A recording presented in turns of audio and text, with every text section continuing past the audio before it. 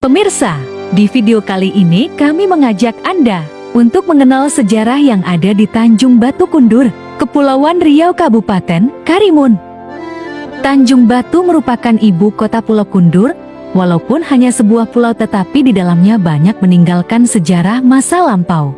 Pada abad ke-16, kekuasaan asing mulai masuk ke Indonesia dimulai dari Portugis, Spanyol lalu Belanda.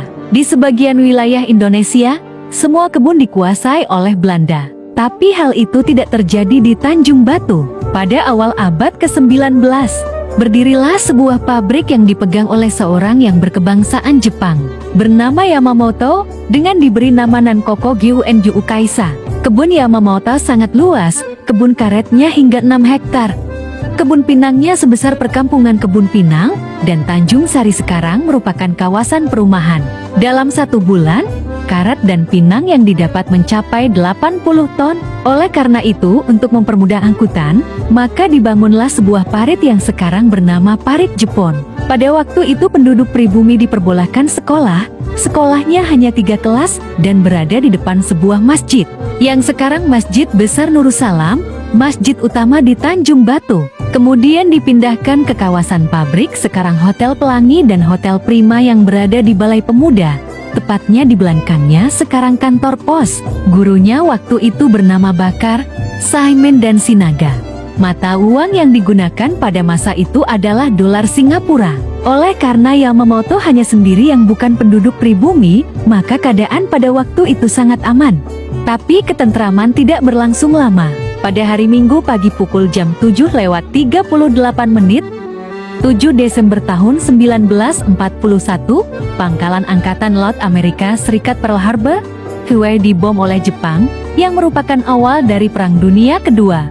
Akibatnya, Yamamoto kembali ke Jepang dengan alasan ketentaraan, dan Nankoko Gyuenju Kaisa ditutup. Pada tanggal 8 Maret tahun 1942 pemerintah Hindia Belanda menyerah tanpa syarat kepada Jepang, dan pada saat itulah Jepang mulai menjajah Indonesia. Hal ini awal dari penjajahan Jepang di Indonesia. Kemenangan Jepang ini membuat Yamamoto kembali ke Tanjung Batu. Ia mendirikan pabrik lagi dengan nama baru, Nanyoka Byoka Wesikeisa. Pada waktu itu tentara Jepang banyak yang datang ke Tanjung Batu. Mereka mendirikan markas, sekarang kantor polisi sektor Kundur. Para tentara Jepang sangat kejam. Mereka memancung dan mencambuk penduduk yang tidak mau tunduk kepada mereka. Mereka juga menutup sekolah, tapi para guru tetap berusaha untuk terus mengajar. Akhirnya berdirilah sekolah baru yang diberi nama Sekolah Rakyat, sekarang di belakang Hotel Gembira.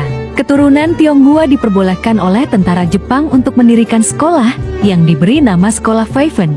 Sekarang SD 003 dan 004. Kebengisan tentara Jepang tidak berlangsung lama, karena pada tanggal 15 Agustus tahun 1945, Jepang menyerah tanpa syarat kepada sekutu dikarenakan pengeboman di 2 kota besar Jepang, Hiroshima pada tanggal 6 Agustus tahun 1945 dan Nagasaki pada tanggal 9 Agustus tahun 1945. Hingga pada tanggal 17 Agustus tahun 1945 kemerdekaan Indonesia diproklamirkan.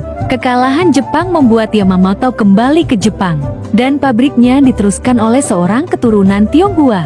Pada tanggal 29 September tahun 1945, terjadi pendaratan tentara sekutu di Indonesia.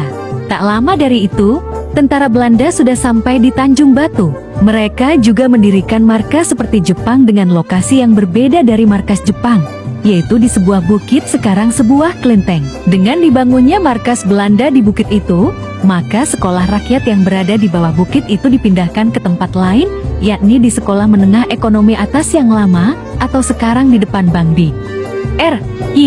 Belajar dari pengalaman pahit kekejaman tentara Jepang, kali ini perlawanan rakyat mulai terjadi. Dengan dikomandani oleh Abdul Manaf dan Abdul Latif, mereka berjuang mengusir penjajah Belanda dari Tanjung Batu. Tetapi Abdul Manaf gugur ditembak Belanda di Sungai Buluh, Kelurahan Kecamatan Ungar. Ia lalu dimandikan dan disolatkan di Masjid Besar Nursalam, dan dimakamkan di antara kebun karet, sekarang Pusara Bakti, makam pahlawan. Pertempuran antara Belanda dan rakyat terus terjadi, Hingga akhirnya pada tanggal 23 Agustus tahun 1949 di Den Haag, diselenggarakan konferensi meja bundar KMB, dan pada tahun 1950 Belanda keluar dari Tanjung Batu. Keluarnya Belanda ini disambut gembira oleh penduduk, dan diadakan upacara kedaulatan di lapangan sekarang Balai Pemuda menyambut kebebasan Tanjung Batu dari penjajah. Pemirsa, demikianlah sepenggal kisah sejarah perjuangan masyarakat Tanjung Batu Kundur melawan penjajah di bawah komando Abdul Latif dan Abdul Manaf. Beliau adalah sosok pahlawan dari Tanjung Batu Kundur.